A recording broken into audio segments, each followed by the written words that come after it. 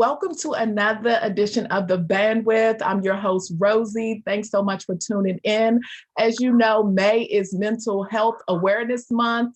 And every fourth Thursday, we take a break from the Go Live chatter and we want to talk about self-care because we know you're no good to your family, your business, even yourself if you don't take the time to take care of yourself. So today's topic is taking care of yourself, mind, and body. But before we dive in, some housekeeping items. Ask us questions. We want to answer those. Subscribe to the channel. If you're not subscribed to our channel, click the thumbs up and the notification bell. We want you to comment your biggest takeaway from this episode. Share the episode link with one person. Follow me on social media. And if you're ready to go live, sign up for my 3 must-have tools. The link will be in the description box. I want to thank the Style True team for putting this together. So let's do this. So again, May is Mental Health Awareness Month. And the title of this live is Taking Care of Yourself, Mind, and Body. We have our featured guest, Dominique Battle here. She's a therapist. So let's welcome her to the Bandwidth. Welcome, Dominique. Hello, thank you so much for having me. I'm so happy to be here. Not a problem. So I know I just said that you were a therapist, but can you elaborate a little bit more about your background? Yes, so I tend to specialize in trauma and working with couples. So I work with the things that we kind of don't want to deal with, the deeply rooted issues, the mom issues, the dad issues, abuse, things like that. So that's my area of genius that I like to say. But I work with all types of individuals who suffer from depression, who suffer from anxiety, and even just life transitions, people who are having a difficult time navigating certain periods and phases in their lives. I've been a therapist for 9+ years. At this point, I operate in Florida. I have 2 private practices in Orlando and Tampa. And I love what I do. I love working with the women that I work with. I love trauma, and people laugh when I say that, but I really do love getting into the messiness of it and helping people unravel that whole thing. So I do love what I do. Good. So let's just dive in. So what is mental illness versus mental wellness? So mental illness in itself is where we have a condition or an illness or a disorder that pretty much affects the way that we think, the way that we feel, and sometimes the way that we behave. And there are certain symptoms, and the symptoms vary depending on what the illness or the diagnosis may be. And that just kind of lets us know what direction to go in when it comes to treatment, depending on what types of symptoms, because it can be anything. But when it comes to mental wellness, it's just being able to think, feel, and behave in healthier ways. So it's also understanding in the mental wellness spectrum that you can be sad, you can, experience anxiousness, you can experience those things, but it's when they persist, for long periods of time and you're unable to pull yourself out. And when it starts to affect like school and relationships and things like that, where it tends to become the illness and the condition part of it. But if you're able to, be sad for a few days or, experience anxiety, but you have tools and resources to pull yourself out and then you're good, then those things are normal. And it's being able to know the difference and tell the difference whenever that happens. So is it, I guess, some people don't know. I guess it's good to have like a support system because if I'm the individual and like you said, sometimes you can pull yourself out of it, or I may not even know that I've been in this funk for 6 months. Yeah. How do you do that? Do you find that most times it's like a relative that says, maybe you need to seek help, or? It can be a relative, it can be a friend, it can be for a lot of people, because I work with a lot of working individuals. It can be when they are experiencing more visits to their supervisor's office because of work performance and productivity. And that can kind of alert them that, oh, I didn't know that I was doing this bad, but now that I see how much my work performance has changed and I know what I feel and how I operate at home, I probably need to get this checked out. For a lot of people, they start to call in a lot more because they just cannot either get up out of the bed or they can't handle the stress of work. And that starts to become a problem for individuals who are normally social and they tend to isolate and friends and family are calling and they're not answering the phones. Like that is kind of an alert system, an alarm, if you will, that says this is probably a problem. And I should either talk to somebody that I know or talk to a doctor to see if I should be worried or if this is a normal part of life. Yeah. And do you feel, because I know for a long time it has been a stigma for people, to even seek out help or tell people. Do you think that is changing a little bit? I do think that is changing. I think that a lot more people are talking about it. A lot more celebrities are talking about it. It's in the news a lot. It's, on shows and, different podcasts and YouTube series like this, where it's a topic of discussion. And I think that opens up the door. And I know that it's also happening in the conversations of like your girlfriends. Like we're becoming more open with saying, I'm just not feeling it. Or, I've had a few days and I don't know what's wrong, but I feel like there's an issue. And it's coming with a lot more support. My primary demographic is Black women. And I have no issues with, getting clients and they're calling and they're trying. So I do think, that it's becoming more of a normalized thing, especially in our community. But I do think in the same vein that there's still a stigma attached to it for a lot of people, especially when they get some backlash or some negative comments from their family and their friends, and they don't have that support, that it kind of precipitates that stigma. And some of it prevents them from wanting to get help because the people that they trust, have issues with it or negative thoughts about it. Yeah. And do you think you should seek a therapist throughout life, not only when you have a problem? I guess just part of, your everyday, just like you go do your, physical every year or whatever. Should you check in every so often or keep them on speed dial or go every 3 months? Yeah, I think so, because we experience different phases in our lives. We experience different evolutions, and anytime you evolve or transform into a new space, that brings its own level of issues. And it doesn't have to always be a chaotic situation or a, super severe situation where, you're having issues at work or you're having issues in your relationships, but it could just be, I just got engaged and I've been a single mom for, 10 years. I don't know what to do here. And it's starting to affect my emotions. And then, when the baby comes, I don't know how to be a mom. My emotions are affected.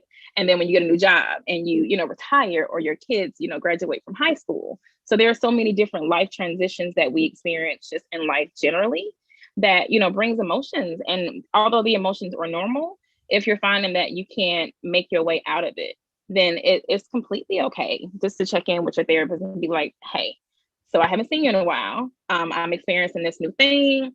I need to come and sit on your couch and I need you to help me try to unravel this thing and figure it out. So are you a solution provider, or do you just allow a safe space to express yourself? It's both. So they can come and express themselves freely. I do encourage them to express themselves freely. But the purpose of it, of me being able to help them is to be able to not give them a solution, but to help them figure out a way to navigate their situation so that they can find the empowerment in themselves to make whatever solution they feel like they need to, and know that whatever that is right for them.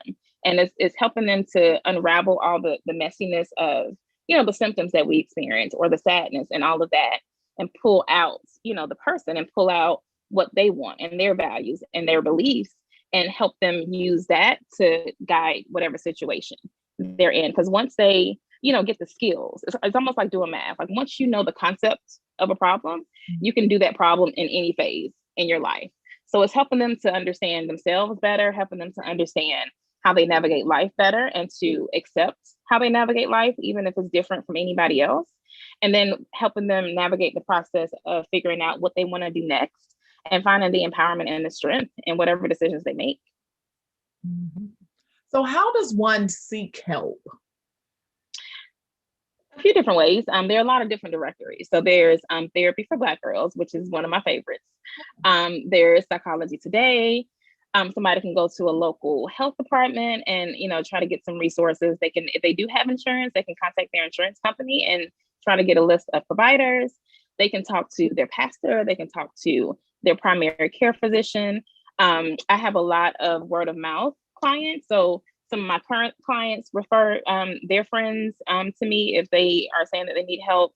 I have other colleagues that refer people to me. So just letting somebody know, because you kind of never know who's seeing a therapist. You kind of never know, what they may be dealing with, and they can sometimes help point you in the right direction. Yeah, yeah. And I didn't even know about, what was the first one you said? Black girls. Therapy for Black girls. Yeah, I didn't even know that Yes, existed.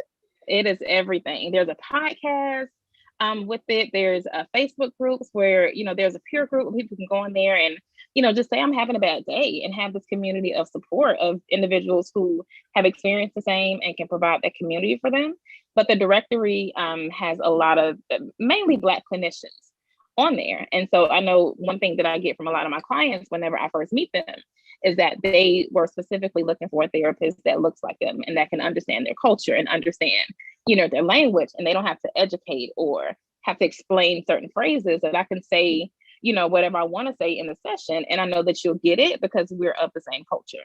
And so that's an amazing resource to be able to find some help. There's also Dark Beauty Healing, which is a newer thing, but they have, I'm on there as well, and they have done fundraisers and things like that, to where an individual can go on their website, they can find a therapist, and whatever therapist they find on that website has already agreed to donate 10 free hours of therapy. So they can get 10 free sessions with whatever therapist they find on there, and be able to just understand the process of therapy and get some initial help. And then once they know that it's a very good and safe space to be, then a lot of them just kind of continue with that therapist. So there's a lot of resources out there now. Wow. For the free hours, is it a criteria that you must meet? Not for the clients, no. I mean, for us, of course, we have to have the proper credentials to be listed on there, and they verify all those things. But they can go to the website, they can put in their state, and as long as there's somebody on that website that's in their state, they can reach out to them and say, hey, I found you on Dark Beauty Healing. I know they have the 10 free hours, and schedule a session or schedule a consultation just to make sure that they're a good fit. That is wonderful for that. Mm-hmm. And then also the community, because you have a community for everything else, like if you want to do business, you have a community for that. If you're, anything, everything. So why not have it for mental health? And I just think that is so wonderful, because you see, so many people, even on social media, when I follow people, and then you see that they may have been in, some trouble mentally, and they're expressing it via a post saying where they were, and you're just like, oh my God, I didn't know that you were even struggling with this. And after talking or reading their posts, it's just like, they didn't want to tell anybody. It was just like, this was something that they were dealing with, and now they're on the other side. And which is a wonderful thing, but that is just difficult.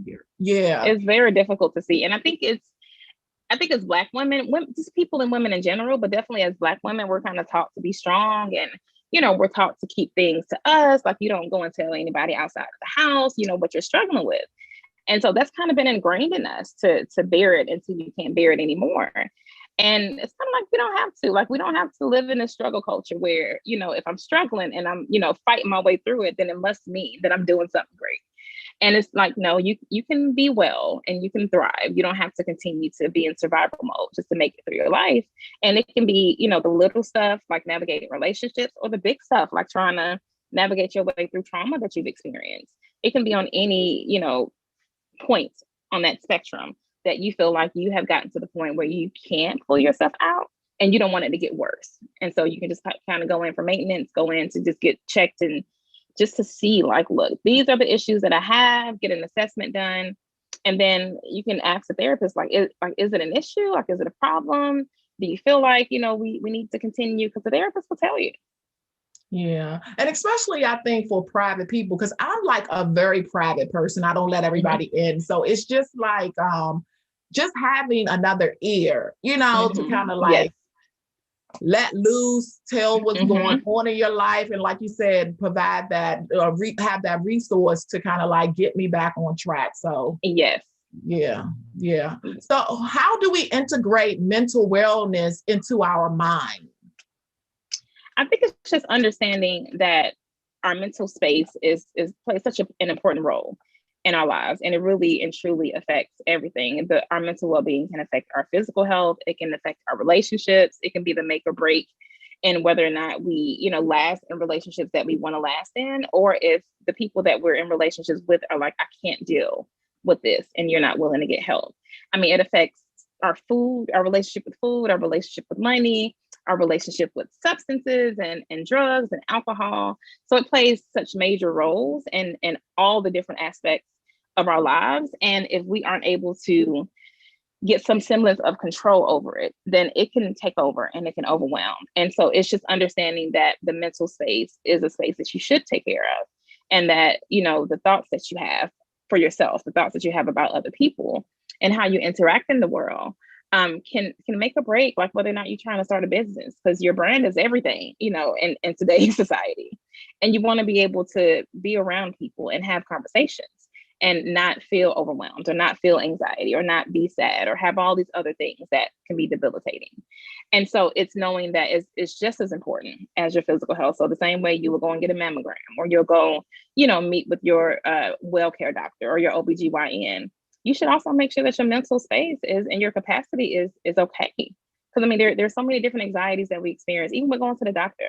And you want to not have to deal with that, because whenever we experience anxiety or we experience these things that put our bodies in almost a survival protective mode, that our bodies are not meant to be in situations where it's not actually life threatening. Those systems that we have in our bodies to let us know when there's a danger or there's a threat, they're meant to only come out when we're actually in danger or there's a threat. But to be in that space, consistently every day or for weeks at a time, that is exhausting on the body. And then after that comes fatigue, and then it comes sadness, and then you can't function and you can't do this.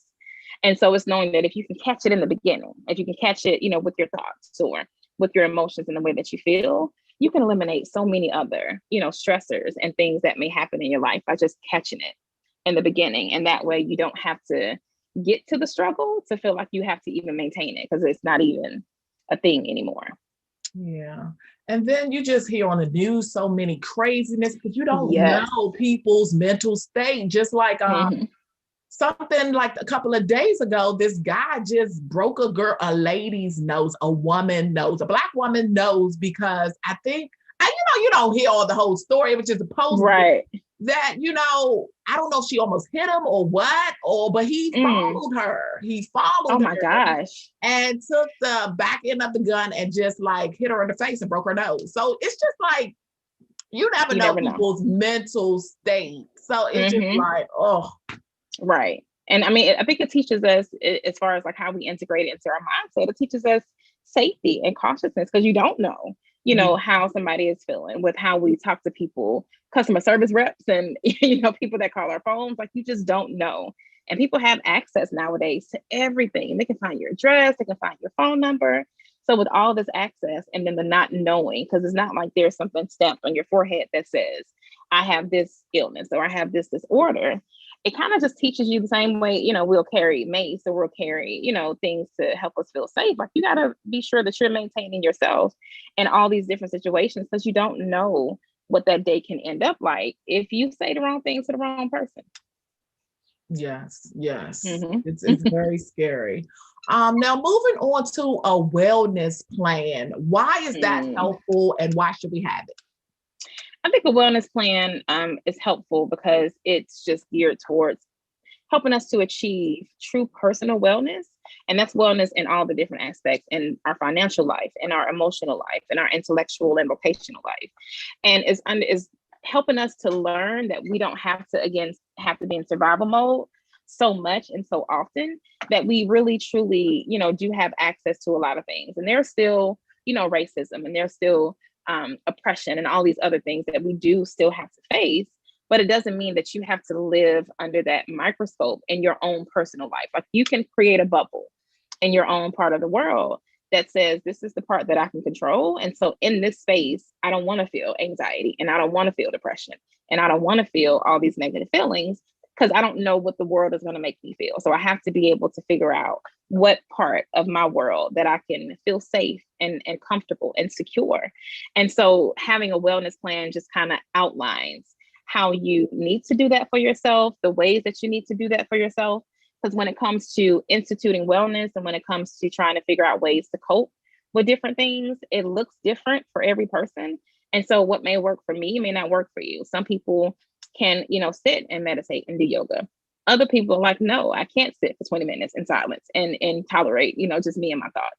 And so it's first learning how to help you cope and how to figure out what it is that you need for you to feel safe in a moment of stress, or to feel comfort in a moment where you're completely uncomfortable and you just feel out of place in your life. And it's having that plan ahead of time instead of being already in a position to feel anxiety and stress and all the things that we have in our lives, and not then have to try to have the mental capacity to figure out how to cope. Because once you're in it, you're in it. And even that runs on a spectrum. So you can be at a place, especially when it comes to anxiety, where you're having the physical symptoms of it, like your heart is beating and your heart is racing and your hands are getting sweaty and your mind is all over the place because now you feel like your body is about to short circuit. We don't have the mental capacity in that moment to think of how to cope. And so if you already have a plan in place, it's not even a thinking kind of situation. It's already there. All you got to do is look at it, read it, or have it on your phone and look at your phone. And you can just start doing the stuff to help yourself calm down. And that way you can learn to self-soothe. You can learn that you can keep yourself safe. You can learn to trust that if anything happens, or if I get in the space, I know how to handle it, and I know how to take care of me, and I know how to pull myself back before it gets too bad. And being able to have that empowerment to know that I can help myself in this moment, and I know what to do and I know what I need, is, enough in itself to just believe that I can handle, me. I can make sure that I'm not out here in these streets acting up or acting a fool because my emotions and my thoughts and my behaviors are taking control of everything that I am. Yeah. And so I know you get people, coming to you that need help, but do they ever come with praise reports that said, I had my wellness plan, I was able to do this and get out of this situation? Do you get that? I do. And I love it. And I tell my clients all the time that the reason, I love trauma and I love working with trauma is because I think that evolution is so beautiful. Like being able to be in a place where you're completely overwhelmed. And, we learn survival skills and we learn survival tactics when, as we're coming up in our lives and as we dealt with certain situations. But then we get to a point where, things are happening and we're in phases and we're trying to institute those same survival skills and tactics, and they're just not working. And so it's in that place where we can kind of unravel. It's almost like a yarn ball where you kind of unravel all the stuff. And it's like, okay, well, let's look at, on the table completely in front of us. And let's start to pinpoint, where things went wrong or where things went left, or, the certain things and patterns that have shown up that has allowed this issue to persist. And once you can do that and see, everything on an outline kind of sort of, then they're able to not blame themselves and have more compassion for the things that they're struggling with, because they can see that it's just life happening and I have to figure it out. But then they come out on the other side and they are completely different people and they look brighter and they're smiling more and they're excited about being able to, use their coping plans or their wellness plans and being able to have panic attacks, and the panic attacks don't last as long, or they can feel it coming and they know how to calm themselves down, especially when it comes to, my clients who struggle with trauma. I have a lot of them who struggle with dissociating. And so that's a symptom of trauma where the person is experiencing a trigger or the person is experiencing a flashback, and their bodies have kind of been trained in their lives to almost have an out of body experience or operate on autopilot. Like they're not there, they're not physically and mentally there. They're just kind of doing all the motions to, be functional in that moment. But for a lot of them, they can't remember, what was happening in that moment. They just know they got through it. And so when they can come back and say, I felt it coming, like I felt the brain fog, trying to pull me out, but I was able to catch it. And I was able to, use these skills or use these tools and pull myself back. And I was so proud of myself. Mm-hmm. And that is really the best day, when they can come and say, I did this and I did it on my own. See, I told you. Yeah. I know it feels so good because it's just like, oh my God, one, they're listening, then they implemented what I told them. And yes, you can see that they're going, getting to the other side and just like, okay, well, girl, I'll see you in 6 months. Right. We could drop down to, every 3 months Exactly. now. Because my job is to work myself out of a job. Like if I can get to a point where you're dropping down because you don't need me as much, then I've done my job. Like I'm good. So what are some good questions to ask yourself to assess your mental wellness? You can ask yourself, how do I handle stress? Because that's a question that I ask a lot of clients, and a lot of them, the majority of them actually have never thought about the ways in which they handle it. They just kind of handle it as it comes. And so really being able to sit down and ask yourself, how do I handle conflict whenever it comes? How do I handle the stress that comes up in my life? Do I shut down? Do I immediately go home and isolate? Do I cry? Do I have rage fits or, anger outbursts? Do I throw tantrums? And once you can like literally see like the ways that you handle those things, and you can start to assess whether or not you're okay with whatever behavior that is, and see what you can do to readjust and just kind of pivot from what that is. And whenever that happens again, and kind of learn yourself through that process, especially when you're in that conflict, when you can feel those same behaviors and those same emotions trying to come up, and you notice it and you identify it, and you're like, I feel you, but I'm gonna put you back down because we don't need you right now.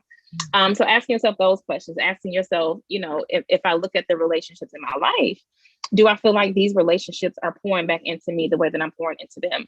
Or if I look at the relationships in my life, do I feel like I'm pouring into them the way I'm being poured into? And just being able to assess whether or not you're showing up in the way that you want to, in a way that serves you best.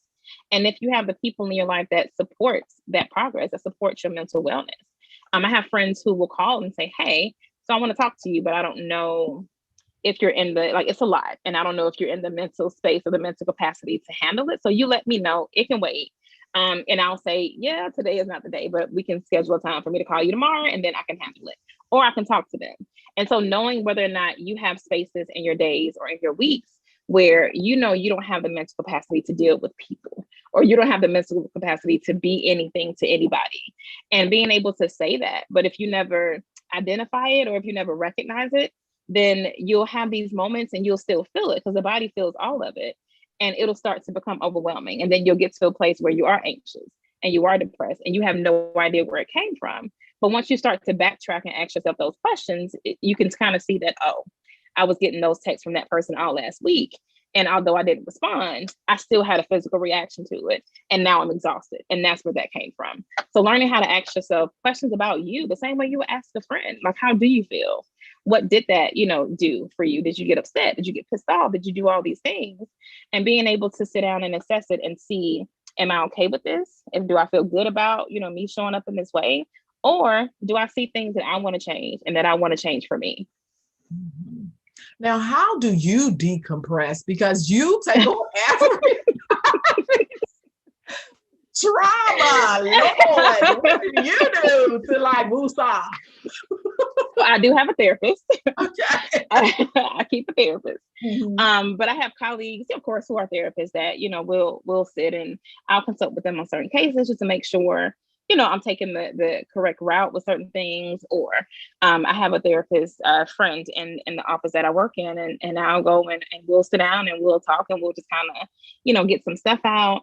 My husband and my son are really, really good with noticing when I come home and I'm still coming down from something. And so, they know if I go into my office and sit for a minute, they give me that time to kind of decompress and get out of that space, because I don't want to bring that stuff home to them. But I am real good for binging on Netflix. I think in healthy ways, it's distracting. I do love my Ratchet TV. So if I can drown myself in Ratchet TV and I ain't got to think about nothing, and I can just watch it and just, be disgusted or be pissed or be like, oh, I don't know how they did that. It just kind of takes me out of my own world and into somebody else's drama that I don't have to be a part of. I don't have to be a part of that. So I'll take a day to binge, or I'll take a nap, if I need to, if I'm completely exhausted. I will, I have my shows that are my favorite shows that I watch the seasons over and over again. And every time I'm just in love with it. So whatever I need to do to make me feel better. I have movies that I can go to that immediately put me in a good mood. I have playlists. I'm Beehive, so I love Beyonce. Mm-hmm. And so I can listen to some Beyonce and have the music blasting in my ears, just kind of in my own space. And that kind of helps me come back to me. Yeah. So, two last questions. What's next for you, and how can our community stay connected with you? So I am branching into coaching and consulting in addition to the therapy, so I can help more people. So like group coaching and things like that, because I want to be able to. Because I mean, doing therapy is one-on-one, and so I can. There are only so many hours in the day that I can help, one-on-one clients. But I found that there are so many different themes and patterns that I see show up in the Black women that I work with, and so I'm trying to, branch off and do other things in those group spaces. So I have some courses and programs coming out soon for that. And people can find me on the directories because I'm on most of them. They can find me on Instagram. They can find me on Facebook. I'm very open with, being responsive to comments, responsive to DMs. I don't give advice or like do therapy or anything like that on social media. It has to be within a therapeutic relationship. But if it's just questions like, I'm trying to find a therapist and I don't know, like there's so much out here and I don't know where to go, I will answer a question about, well, try these different places and I'll send them the link. So I'm very open to questions like that, just to kind of help people know that they can access it. And it's hard to navigate, but if I can help you just put you on the right path to navigating it, then I'm very open to that. Yeah. Well, thank you so much for being on the bandwidth. This has been a great segment. And like I said, we just know that mental health and just self-care is just so important. And that's why we pause every fourth Thursday to kind of like talk about self-care and ways that we can, just get ourselves together, because again, we are no good to anyone if we don't first take care of ourselves. And we know, like you said, as Black women, we're the last on the list. And I definitely see that changing. And I hope that it continues to change. So thank you again for being on the show. Of course. Thank you so much for having me and providing this space for women to just learn and to grow. Yeah. So once again, we definitely want you to comment your biggest takeaway down in the comment section. We will definitely engage with you. Share this with one person that you feel needed. Share that link with them. It's so many women out here that need to hear about mental health. So definitely share the link. If you're not subscribed to our channel, make sure that you subscribe, click that thumbs up button and hit the notification bell. Follow us on social media. And if you're ready to go live, definitely sign up for my 3 must-have tools. So we will see you next week. Bye-bye.